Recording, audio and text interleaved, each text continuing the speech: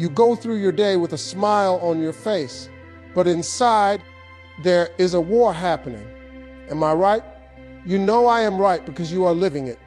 Look at you. You have been strong for so long that you forgot what it feels like to put the weight down.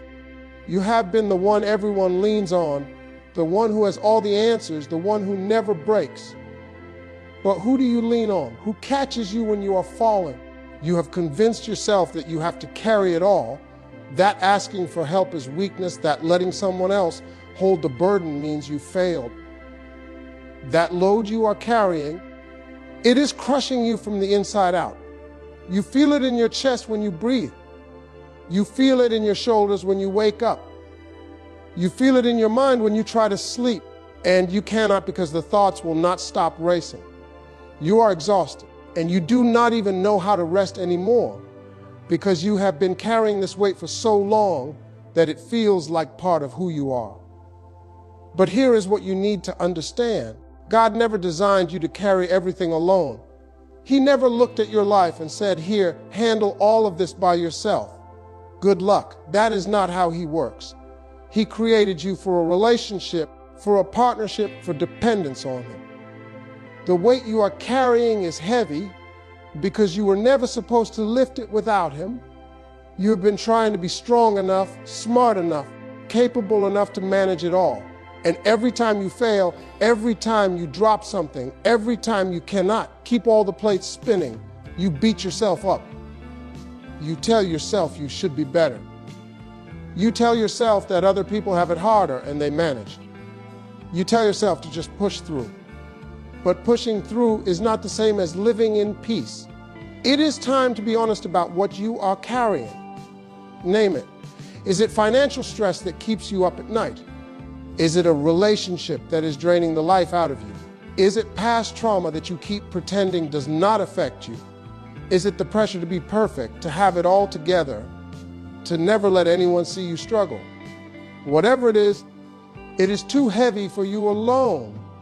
And God is standing there with His hands out saying, "Give it to me, let me carry this with you." See, we got it all twisted. We think peace means everything is perfect. No bills, no struggles, no heartbreak. That is not peace. That is fantasy. Peace is when the storm is raging and you can still sleep at night. Peace is when everything around you is falling apart and somehow you still have hope in your heart. You have been waiting for your circumstances to change before you allow yourself to have peace. You tell yourself, "When I get this job, then I will have peace. When this relationship works out, then I will have peace. When my health improves, when my kids get on track, when my finances stabilize, then I will finally be able to breathe." But that day never comes because there is always something else, always another problem, always another storm. The disciples were in a boat and a storm came up. The waves were crashing over the sides and they thought they were going to die. And where was Jesus? He was asleep in the back of the boat. Not because He did not care. Not because He was ignorant of what was happening, but because He had peace in the storm. The same storm that terrified them could not disturb His rest. That is the kind of peace God wants to give you. You think peace is circumstantial. You think it depends on what is happening around you. But real peace, the peace that passes understanding, that peace exists independent of your circumstances. It is a supernatural calm that does not make logical sense. People look at your life and wonder how you are still standing, how you are still smiling, how you have not given up. That is God's peace. Stop waiting for everything to be perfect before you access your peace. Stop putting conditions on your own well-being. The storm might not stop today. The problem might not be solved tomorrow. But you can have peace right now in the middle of it all, not because everything is fine, but because God is with you. His presence changes everything. When you have God's peace, you are not denying reality. You are not pretending the problems do not exist. You are acknowledging the storm, but refusing to let it steal your stability. You are saying, "Yes, this is hard. Yes, this hurts. Yes, I do not understand, but I am not alone and I am not without hope." That is the peace the world cannot give you and cannot take away from you. You think He does not see you. You think he moved on to somebody more worthy, somebody who has it all together. But let me tell you something. The very fact that you are still here, still breathing, still fighting, that is proof that he has not let go of you. You feel overlooked. You watch other people get their breakthroughs, and you wonder when it is your turn. You see prayers being answered for everyone else, and you start to question if God even hears you anymore. You have been faithful. You have been praying. You have been doing everything you know to do, and still nothing seems to change. The silence feels like rejection, but God's silence is not his absence. Just because you cannot see what he is doing does not mean he is not working. Just because you have not received your answer does not mean he has not heard your prayer.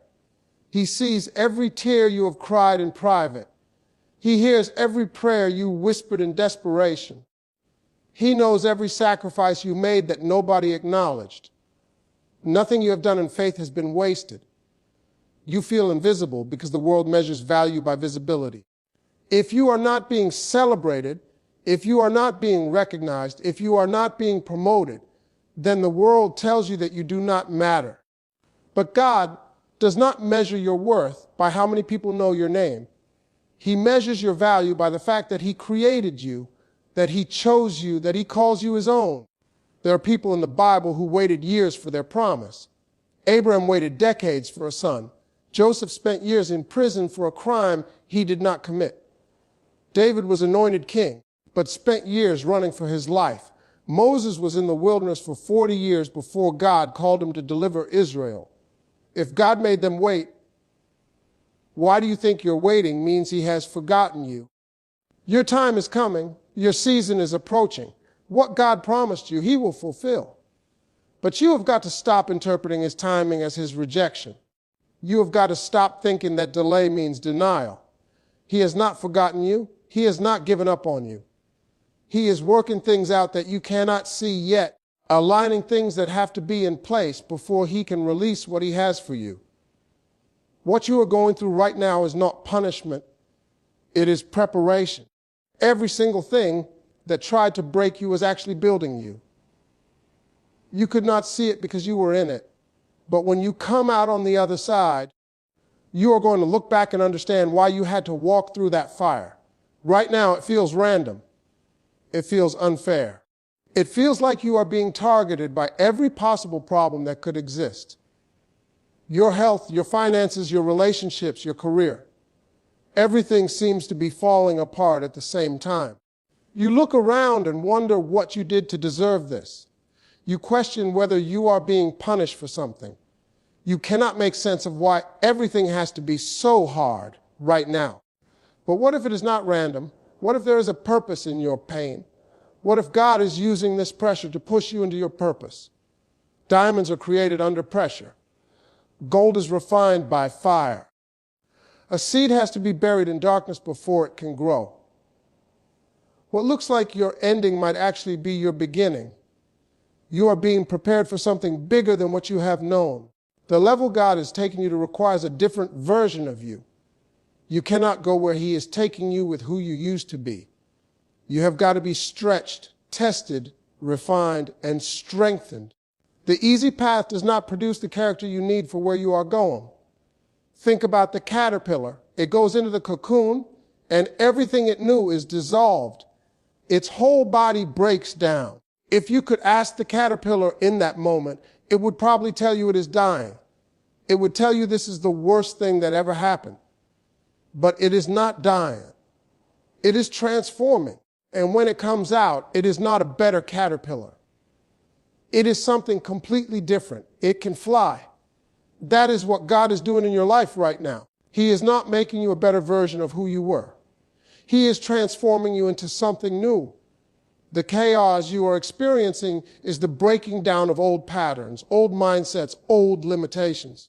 It feels like death, but it is actually birth. You are about to emerge as someone you have never been before. Stop resisting the process. Stop asking God to take you out of it and start asking him what he wants to do in you through it. Your breakthrough is not coming despite what you are going through. Your breakthrough is coming because of what you are going through. This is not your destruction. This is your development. This is where most people lose. They want peace, but they will not face what is stealing it. You've got to get honest. You've got to stop pretending everything is fine when it is not. You've got to stop numbing the pain and start addressing it. Call it what it is. Name it. Face it. That is where your freedom begins. You have been avoiding it.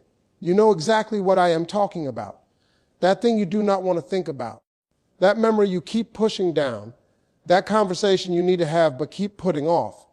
That addiction you keep justifying. That relationship, is toxic, but you are too afraid to leave. That hurt from your childhood that you pretend does not affect you anymore. Every time it tries to surface, you shove it back down.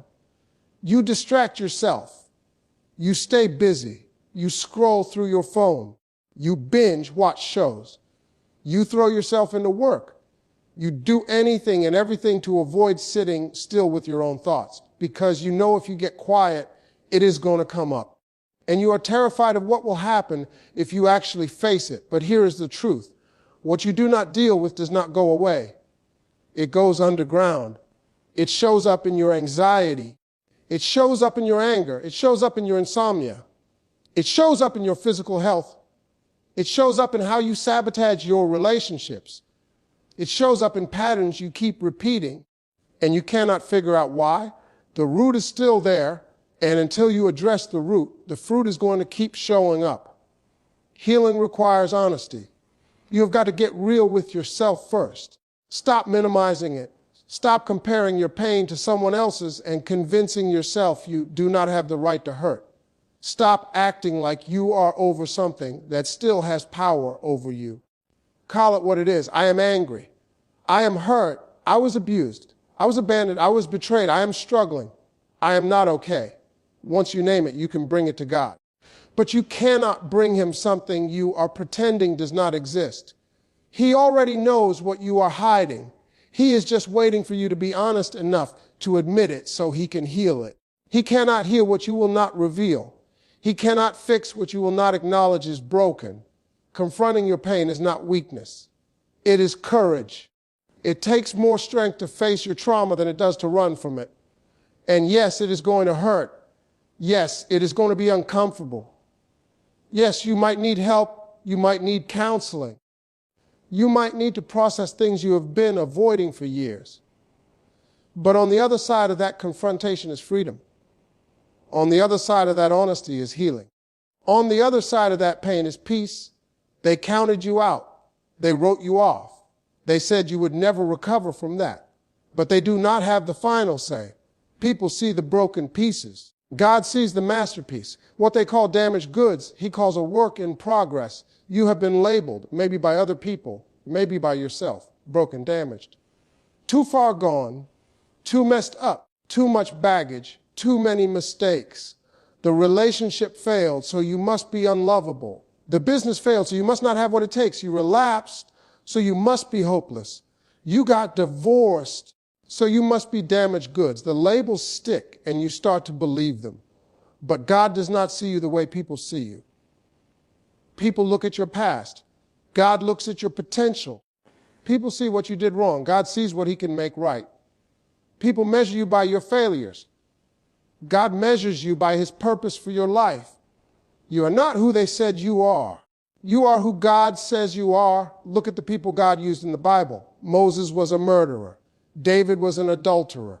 Rahab was a prostitute. Peter denied Jesus 3 times. Paul persecuted the church. These were not perfect people. These were broken people who encountered a God who specializes in restoration. He did not use them in spite of their brokenness. He used them because they understood that without him, they were nothing. Your mess does not disqualify you. Your mistakes do not define you. Your past does not determine your future.